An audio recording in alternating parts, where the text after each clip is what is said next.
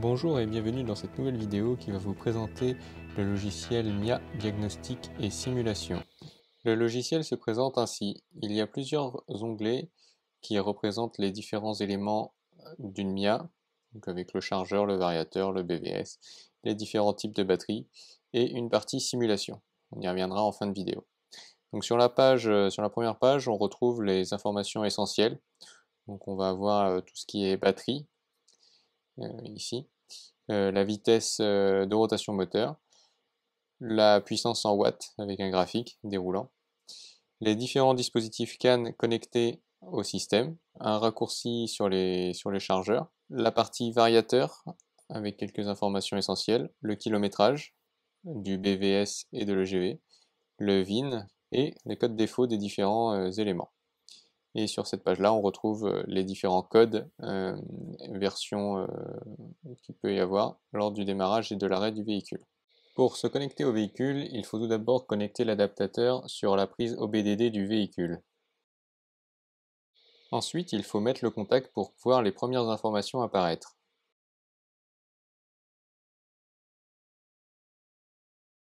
Nous allons commencer par l'onglet BVS. Cet appareil permet de centraliser les informations concernant le verrouillage des portes, ainsi que le chauffage, les systèmes d'alarme, la trappe de charge, la temporisation de chauffage et d'autres éléments essentiels. Maintenant, nous allons passer à l'onglet batterie 12 kWh. Nous n'avons pas beaucoup d'informations car le fabricant E4V a volontairement rendu très compliqué la récupération des informations. J'ai quand même pu récupérer des informations essentielles telles que la bonne communication des différents packs de la batterie, ainsi que la tension des cellules maximum et minimum que je peux afficher sur ce graphique déroulant. Dernière option sur les batteries 12 kW, il est possible de démarrer le contacteur lorsque la batterie n'est pas dans le véhicule grâce au bouton Start contacteur. Maintenant, nous allons voir la partie de la batterie 8 kWh. Cette batterie, on peut avoir énormément d'informations, entre autres la tension de toutes les cellules. Donc il suffit d'appuyer sur Start acquisition pour obtenir la valeur de toutes les cellules. Donc on peut voir que la précision et la rapidité est au rendez-vous. On peut également voir sur un graphique déroulant la disparité de toutes les cellules. Donc là on a les valeurs chiffrées en haut et on va avoir après les informations en temps réel. Donc en premier le numéro de la cellule la plus basse avec sa valeur, pareil pour la plus élevée, le delta entre la plus haute et la plus basse, la moyenne et le total. Ce bouton là permet d'activer le relais si la batterie n'est pas dans le véhicule. Donc on peut activer le contacteur. Sur l'onglet configuration BMS 8, il est possible de lire la configuration du BMS, donc avec toutes les valeurs enregistrées dans le BMS, donc entre autres les valeurs d'alarme et de coupure des cellules, la capacité de la batterie, etc. Il est possible également d'écrire des nouvelles configurations. Donc par exemple si j'appuie sur écrire et que je relis, hop, voilà, on a les mêmes valeurs de chaque côté. J'ai mis en place des boutons préprogrammés en fait, donc par exemple pour un test, donc tout à 0, hop, je peux envoyer et hop, voilà, on reçoit la même chose. Également, donc là, la configuration par défaut. Hop, écrire, et voilà, on a la configuration. Et il y a également un bouton pour effacer l'historique. Au niveau du variateur, il transmet beaucoup d'informations. On peut y retrouver entre autres la vitesse de rotation moteur, le statut du variateur, le couple, la température, la consigne de pédale d'accélération, le courant et les codes défauts. Pour la partie chargeur, on retrouve principalement l'état du chargeur ainsi que du verrouillage. On retrouve également des informations sur les codes d'erreur remontés par le chargeur. Maintenant, nous allons passer à la partie simulation du logiciel qui, comme son nom l'indique, permet de simuler plusieurs éléments du véhicule. Donc là, par exemple, on a la simulation d'une batterie. Donc là, on a mis 4 batteries de vélo qui sont branchées en série, donc, ce qui me donne du plus de 80 volts. Qui sont branchées sur la partie haute tension du système. Et grâce à ce shunt, cela permet de faire croire au système qu'il y a une batterie d'origine de branchée. donc plus évidemment le logiciel qui tourne en arrière-plan. Et donc sur le logiciel, il suffit d'appuyer sur Batterie Simulateur Start, puis démarrer le véhicule sans défaut. Il est possible de modifier en temps réel les données envoyées vers le GV, comme par exemple le niveau de charge, comme sur cet exemple où on peut voir le nombre de kilomètres se modifier en temps réel.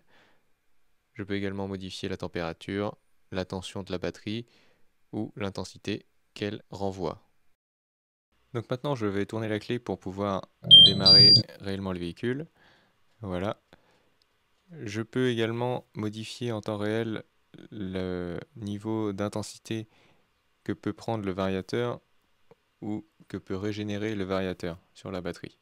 En mode charge, je peux également modifier les consignes de courant et de tension maximum que doit envoyer le chargeur sur la batterie.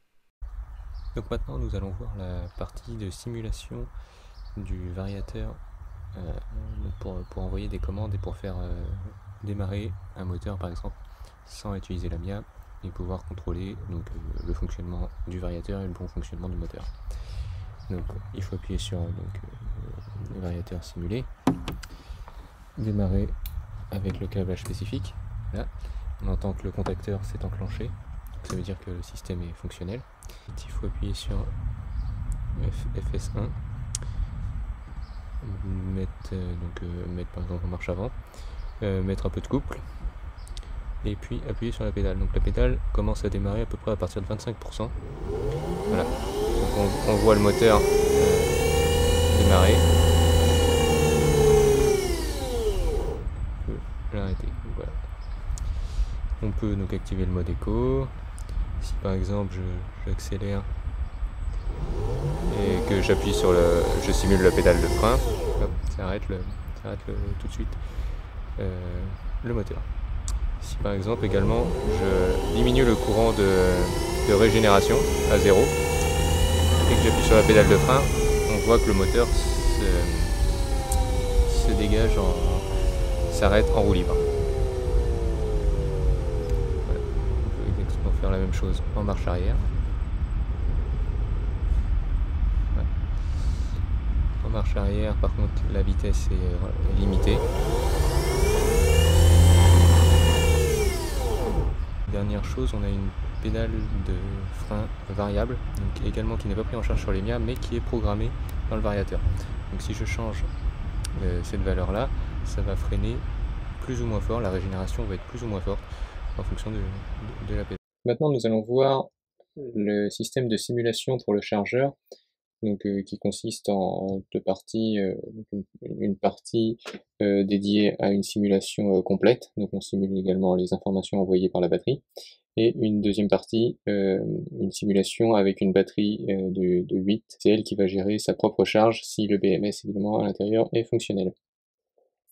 Donc alors pour le fonctionnement c'est relativement simple, il suffit de brancher donc la prise haute tension, enfin la prise 220 du chargeur, avoir un câblage spécifique relié à l'ordinateur et cliquer sur le bouton démarrer.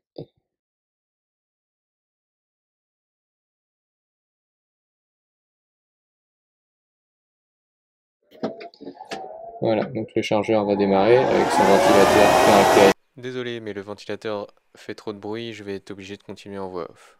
Donc là, le système a démarré en erreur car j'ai mis un peu trop de temps à parler.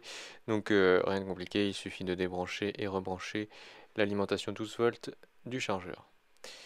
Donc voilà, on peut voir que je peux modifier l'état de charge du chargeur ainsi que le verrouillage ou le déverrouillage de la prise de charge, ce qui permet d'enclencher le chargeur. Donc je peux également modifier le voltage de fin de charge ainsi que le courant délivré par le chargeur à la batterie. Et donc ce connecteur là, c'est le connecteur d'une batterie 8 kW qui peut être branché sur son connecteur. Et l'avantage c'est que ça peut gérer directement le chargeur via le bouton. Évidemment, on ne pourra plus toucher après aux autres informations en temps réel car c'est le BMS de la batterie 8 kW qui va gérer. Pour conclure, on peut voir que ce logiciel est assez complet et permet de diagnostiquer et de visualiser les informations de la MIA pour qu'elle puisse continuer à rouler pendant encore de nombreux kilomètres. N'hésitez pas à aller voir la page spéciale de mon site consacrée à la MIA, et à plus tard pour de nouvelles vidéos.